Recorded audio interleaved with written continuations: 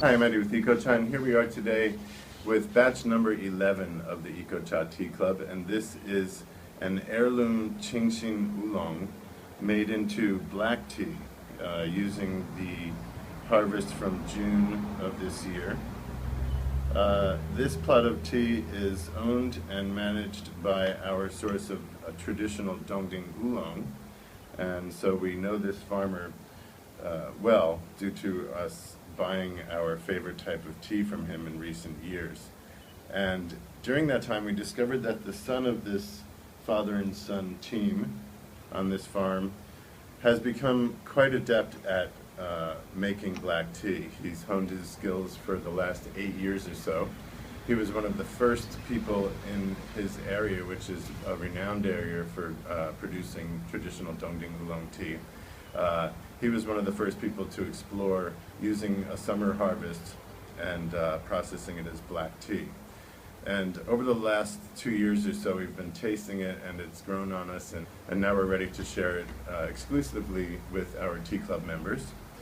So these Qingxin oolong plants that are from a strain that is hard to find because of the commercial production of cuttings or saplings, and that's how the majority of tea farms are established now, is to buy hundreds or thousands of cuttings, plant them simultaneously so that they grow evenly, and you have a tea farm within a few years.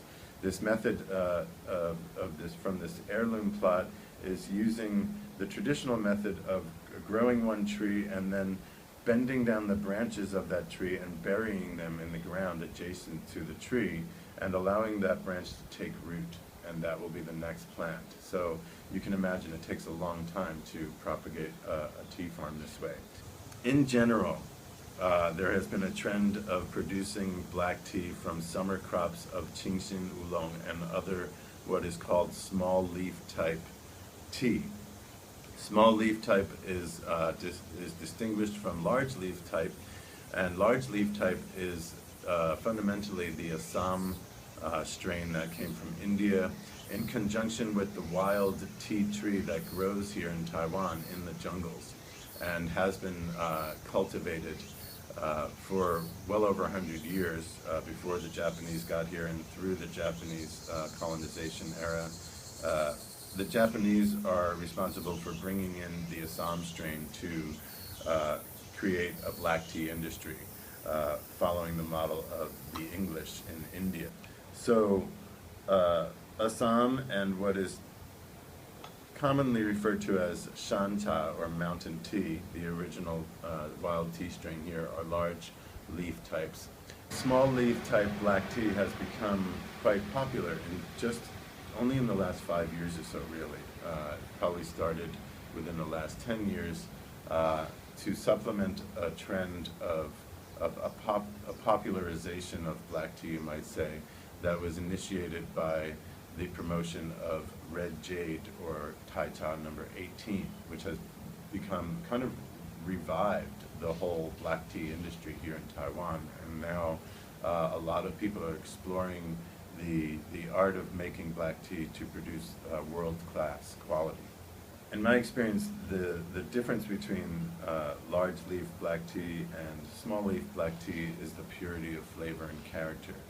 It's very full, it's very balanced, but there's a cleaner aspect to the flavor on the palate.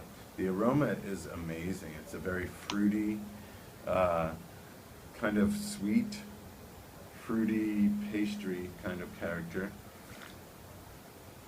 And the flavor,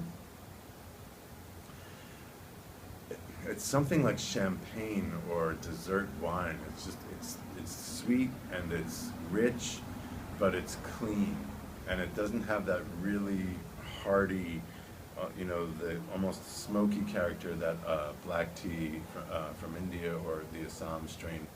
And as I said, these leaves that were harvested from this heirloom strain of Qingxin oolong, in my mind, are quite special in comparison to what is more commonly produced as small leaf black tea from Jinshuan plants or Four Seasons Spring or even Cui Yi.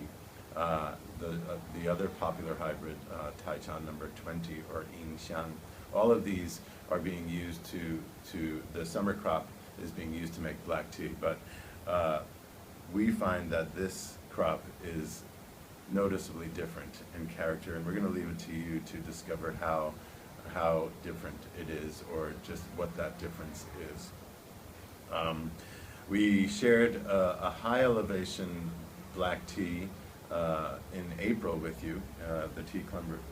Our tea club members received a batch of high elevation Shanmenshi black tea.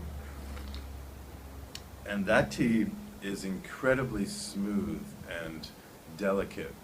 And just as the high mountain tea from that region has that character, to be clearly distinguished from this traditional tea growing region of Dongding Mountain, and the village above where this tea is grown is Yonglong, and above that is Fenglong.